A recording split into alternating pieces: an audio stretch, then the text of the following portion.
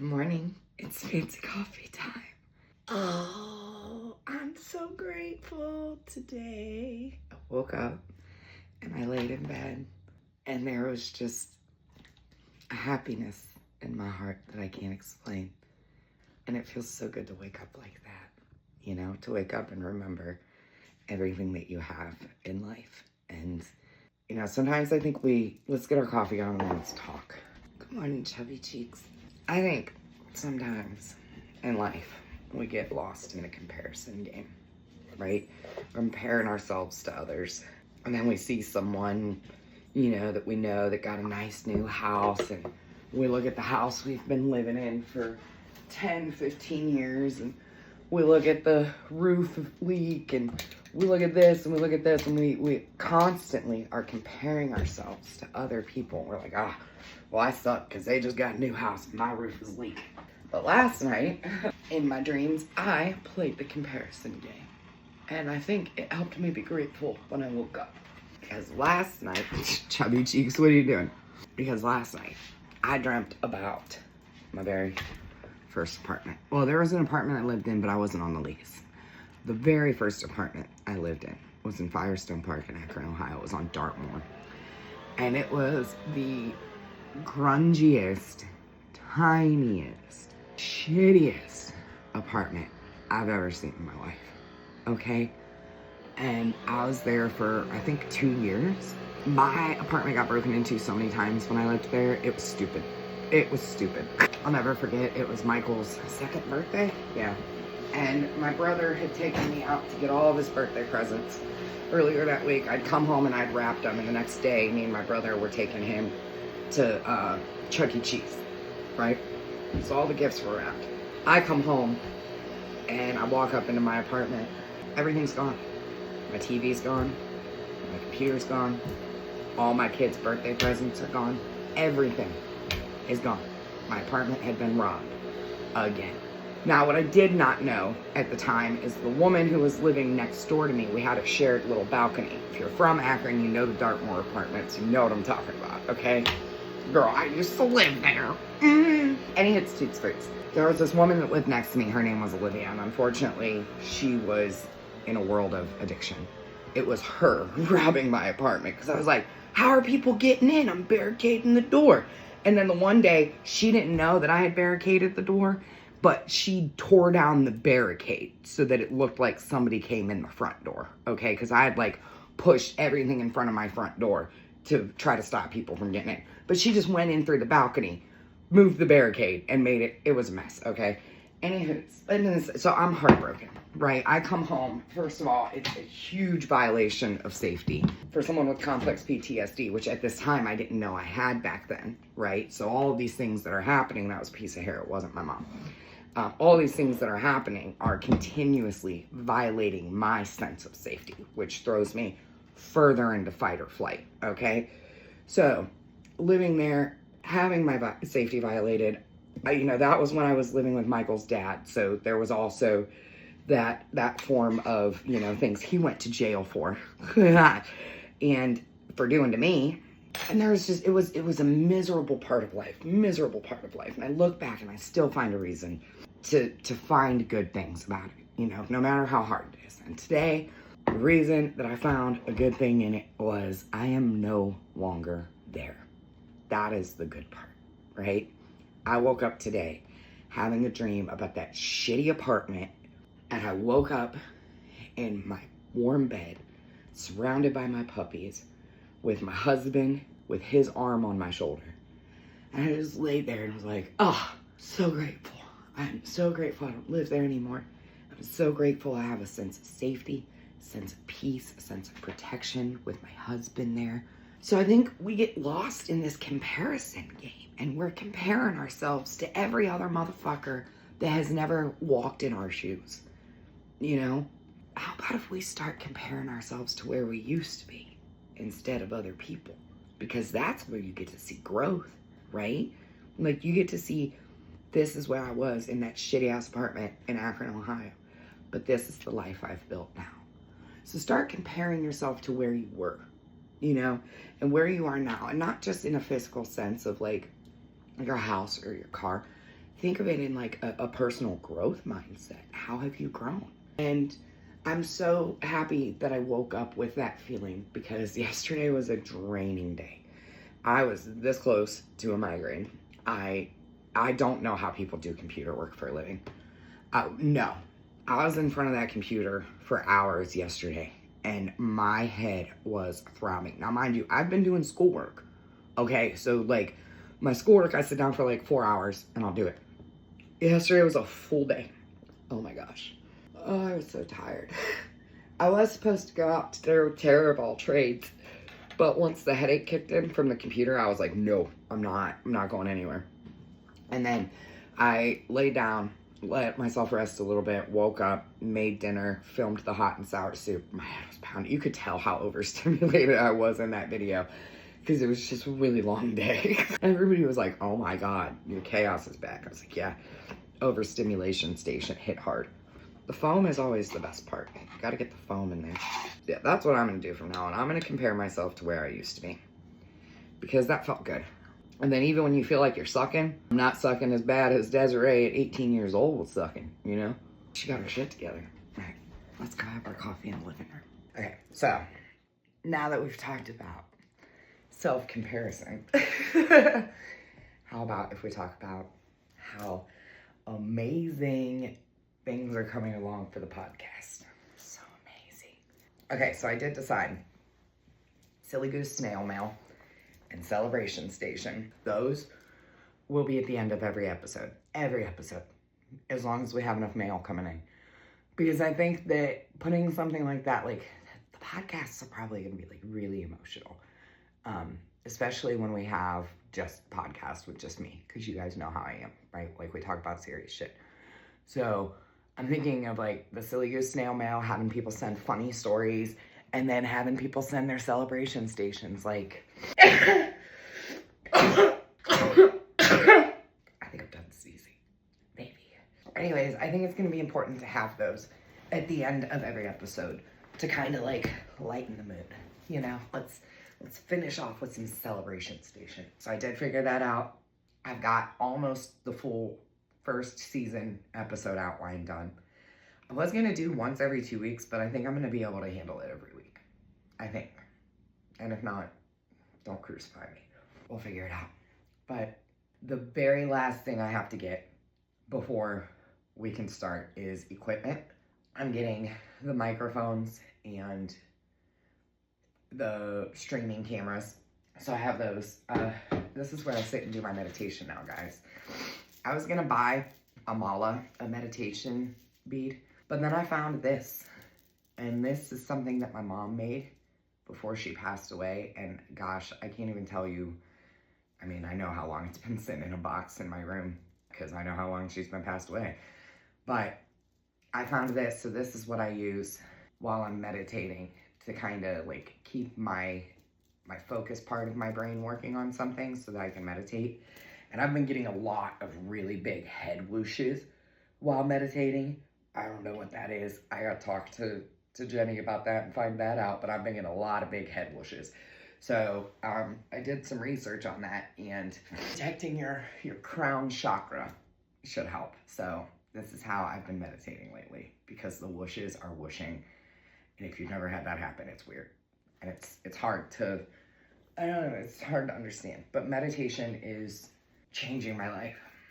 It really is. I never thought I would be somebody who, like, loves to sit down and meditate every day. Sudbilly is actually, she's the one who taught me about meditation a couple years ago. And I started it, I don't remember. It was after I got the living room done. It was during the summer that I started, like early summer, that I started meditating. And at first it was so hard. It was so hard. But I just kept going and going and going. And, like, 5 minutes at first and scattered thoughts, but the more you get into it, the better it is. And also lighting, like, I have this little routine that I do before I meditate. I light my incense, I will light my candles, I will turn my meditation music on, and then I get my sound canceling headphones, because I have dogs and they will ruin a meditation faster than anything when they want cuddles. And then I just sit down and I get going. And meditation has done so much for my soul breath work has helped hugely. I have anxiety, but I don't suffer with anxiety anymore. I used to. Oh my goodness, guys. Like when you go back 2 years and you watch my videos and you see like that obnoxiousness, so much of that was anxiety mixed with alcoholism. And that was how I was just so high strung, so wired all the time because of that anxiety. So, quitting drinking was the first thing that improved my mental health, the very first thing. And getting into therapy, learning coping mechanisms. And now I have not had a panic attack in 2 years. I've gotten very close to panic attacks, but my husband knows the coping mechanisms. My very close friends know my coping mechanisms. There is a game called Categories. It's a coping mechanism that my therapist introduced me to. Now I go to trauma therapy, so my therapist knows different forms of coping mechanisms other than just like sitting down and doing writing, right? She's trained me on how to handle my body when it gets bad. So one of those coping mechanisms is a game called Categories. So basically, when you're struggling with anxiety, when you feel the tightness in your chest, the racing thoughts, the panic, the fear, everything is like right on the brim of exploding and going into a panic attack, I want you to start this game. It's called Categories. So basically you will pick a category of anything. You could pick restaurants, okay? And then you and one other person go back and forth naming just different restaurants. It sounds so stupid. Okay, when my therapist first told me about this for my EMDR, I was like, this is dumb. But it works hugely. And the reason why it works is because we are not taught how our brains operate, right? We got to learn through trial and error. Your brain is programmed to protect you. It's trained to overreact in protection mode. So with Categories game, basically what you're doing is you are turning off the emotional side of your brain.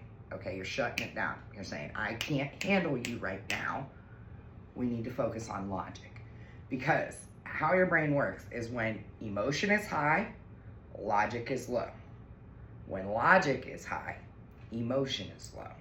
So the reason this becomes a coping mechanism game is because you have the power to take that part of your brain back when you're in overreaction mode due to your nervous system and your brain.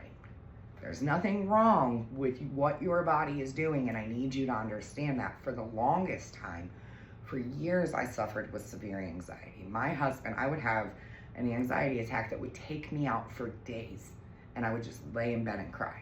When I started doing this therapy and I started showing my husband the coping mechanisms, and this is why it's crucial that you share this with your support system, okay? When you're in that moment, again, emotion is high, logic is low. You need someone in your support system to say, hey, let's play Categories. And then you start to balance it, okay? And then you get your high logic, low emotion. And every single time I'm doing EMDR therapy and things get wild for me, my therapist will pull me out of it. She'll say, okay, let's focus on a coping mechanism. And she'll ask me what I want to play. I have multiple coping mechanisms, and 90% of the time it's always going to be Categories because it bounces my brain in a way that I really like, okay?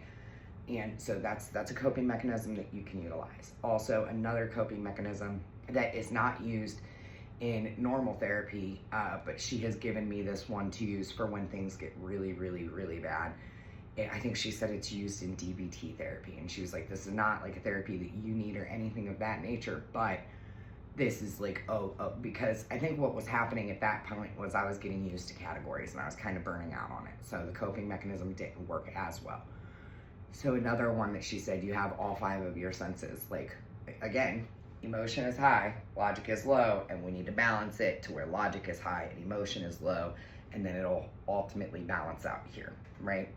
So what it is when you're having a hard time, you think of your 5 senses and you name 2 things for those 5 senses. So what do you want to hear?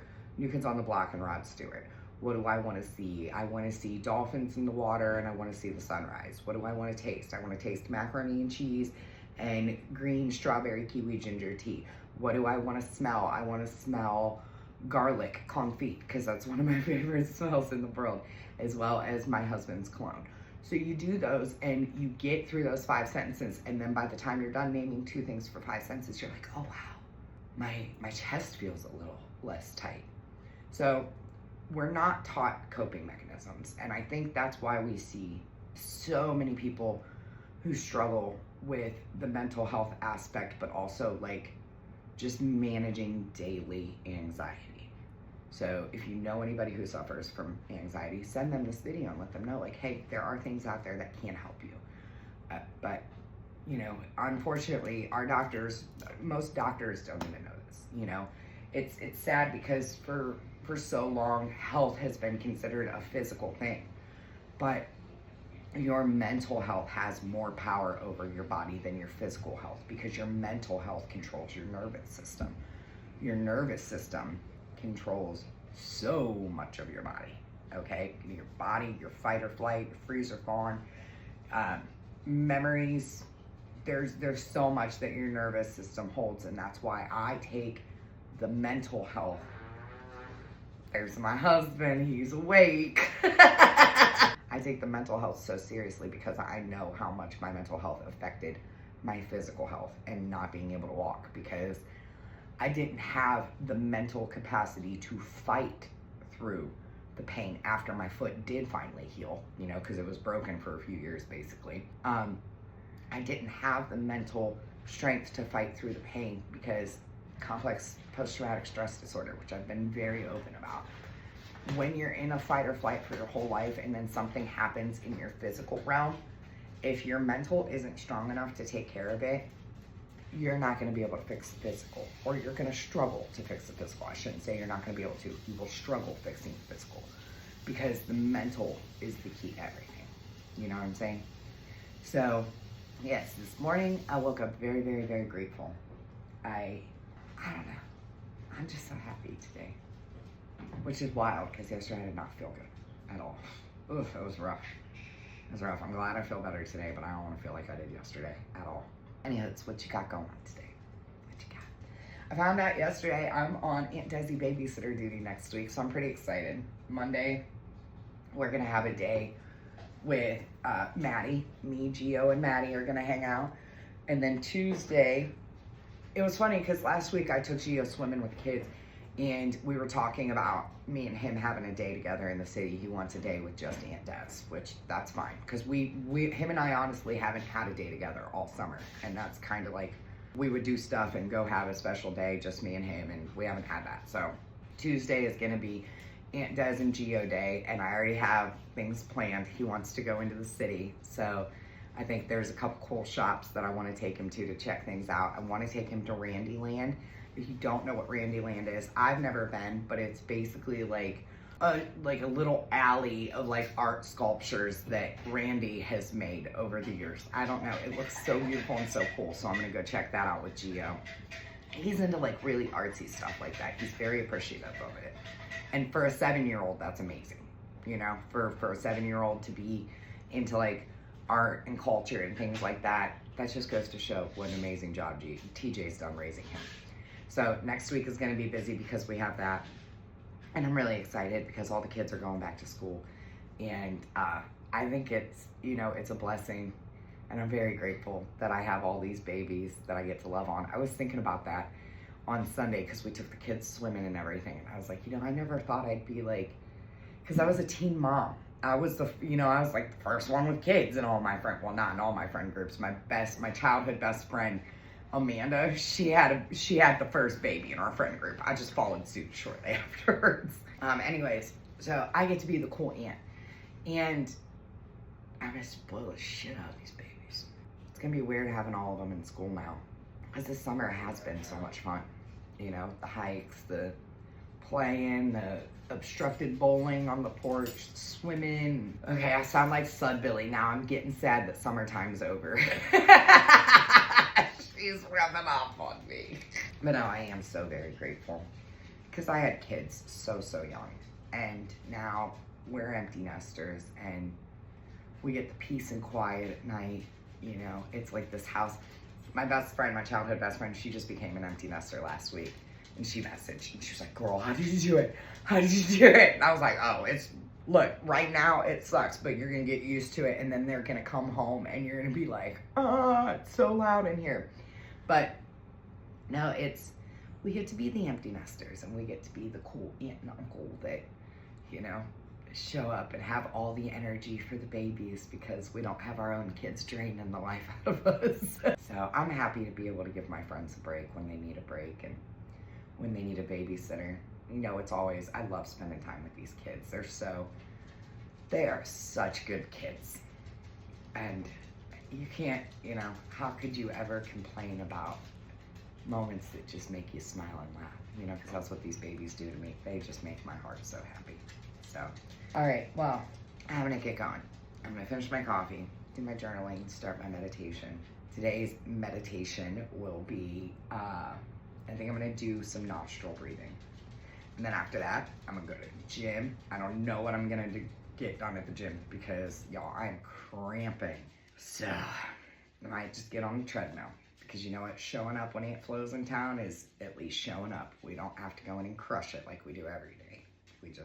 I need to get my movement in for the day. So, I already talked about how many things I am beyond grateful for. So how about if we talk about 3 things I love about myself? The first and most important thing I love about myself is my ability to love every version of myself. The girl in survival mode as a teenage mom, the woman leaving an abusive relationship, the woman who continuously chased love.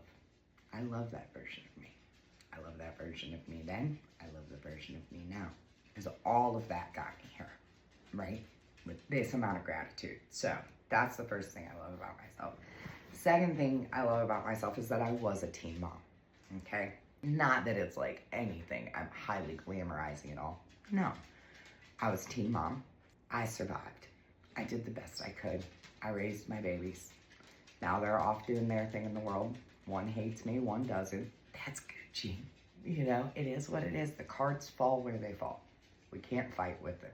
But from being a teen mom to beating the statistic of what I was told I would be because I was a teen mom.